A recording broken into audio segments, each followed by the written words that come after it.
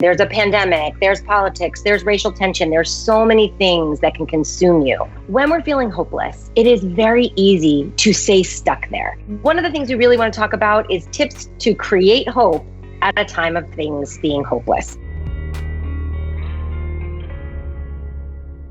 There are lots of reasons why many of us are feeling hopeless, not the least of which is that we are living in a time of great uncertainty. Most of us crave structure and crave routine. We like knowing what we can rely upon. And when we don't have that, we feel kind of lost in this whirl of emotion, and we just don't know what to hold on to. Many of us are afraid. We're afraid about getting sick. We're afraid that our loved ones are getting sick. We're afraid of losing our jobs. We're afraid of our jobs not coming back. We get stuck there and our minds race and our thoughts go down really negative paths.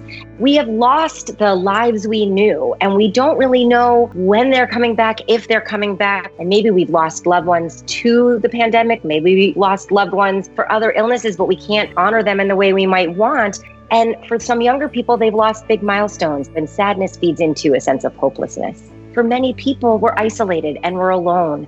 And loneliness is one of the biggest triggers to depression and to sadness and to a sense of hopelessness. Another area of struggle for many of us is that we're forced to reevaluate the things that are important. Our sense of how we're protecting ourselves is very different, and it's creating divide. And that may mean ending relationships that maybe we've had. And for many, that can be overwhelming. So we have to find the good. Everything around us might feel lousy and overwhelming, and you're not getting what you want. But there's probably one thing a day that you can notice that's good. Maybe you had a beautiful walk outside where you got to enjoy nature. It doesn't have to be earth-shattering and life-changing. Find the good every day. Being mindful. So we want to be able to slow down, be actively present in our lives. The more we do that, the more we recognize how we can problem solve, how we can create change. Embrace the change. There is no other choice. Just when you think you've got a plan, you have to change the plan. Hold on to it, embrace it, enjoy the ride, because sometimes there's nothing else you can do. We also want to think about how to create boundaries, because some people, they're going to be like, come over, let's hug, let's not enforce 6 feet, and you're super uncomfortable with that.